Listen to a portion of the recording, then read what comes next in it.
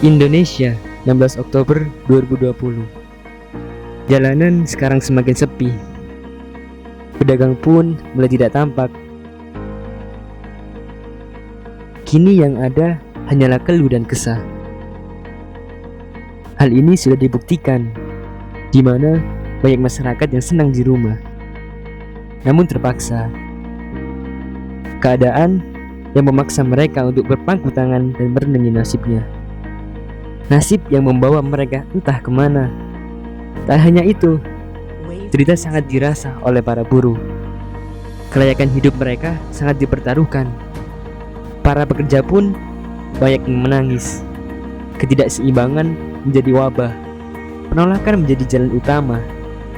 Kericuan bukanlah hal yang asing untuk terjadi. Lalu, manakah kesikapan pemerintah?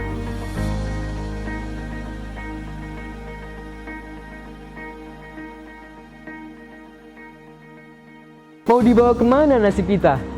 Lihat, inikah yang diharapkan? Jelas tidak. Memang COVID-19 adalah takdir yang tidak bisa kita pungkiri. Namun tak semestinya kita diam dan pasrah atas keadaan. Kini saatnya kita merubah dan memperbaiki. Kebijakan yang telah dicanangkan pemerintah mengenai upaya pemulihan ekonomi ini sudah dirasakan dampaknya hingga saat ini. Namun apakah sudah maksimal? Penerapan yang dilakukan oleh pemerintah memiliki kesenjangan sosial yang dialami oleh masyarakat, yang seharusnya ketika para pelaku UMKM terdampak merasakan bantuan ini, namun berjalannya kebijakan ini masih dirasa belum terjamah dengan baik dan belum merata.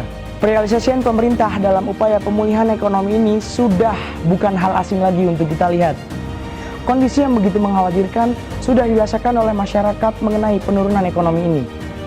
Dalam 4 bulan seusai penetapan pemerintah mengenai strategi ini, namun masih belum banyak hasil yang terlihat.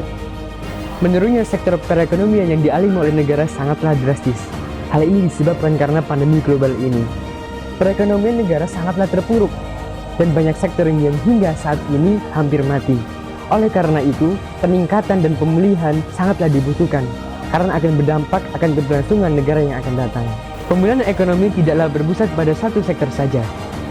Dalam upaya ini, pemerintah menyatakan bahwa sektor pariwisata adalah sektor yang paling diperhatikan. Tampak dari sektor ini ialah sangat kompleks. Namun, apakah yang lain ditinggalkan begitu saja?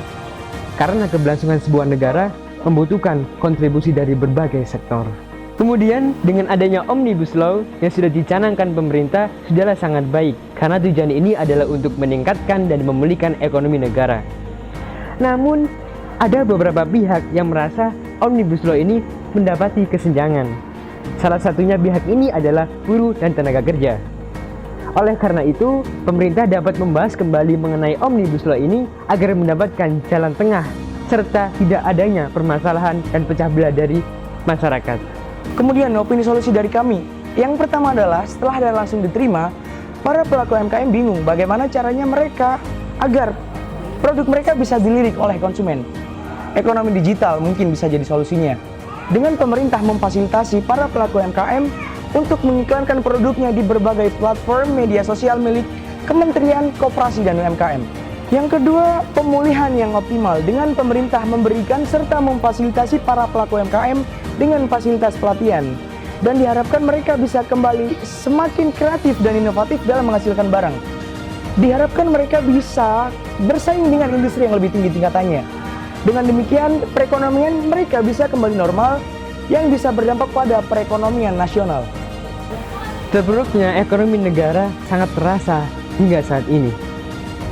Keberlangsungan sebuah negara benar-benar dilihat dari stabilnya ekonomi dari berbagai sektor.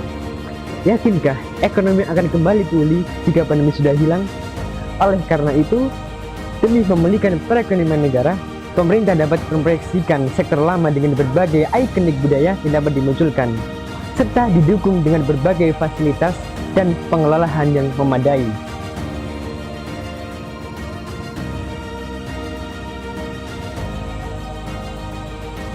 Ya, inilah keadaan Indonesia sekarang. Dan inilah sedikit dari kami sebagai generasi muda Indonesia. Dan semoga keadaan ini lekas pulih kembali. Saya Yuri Rapraja. Dan saya Aang Arif Amnullah. Kami dari MBI Amanul Ummah pamit undur diri. Salam muda luar biasa.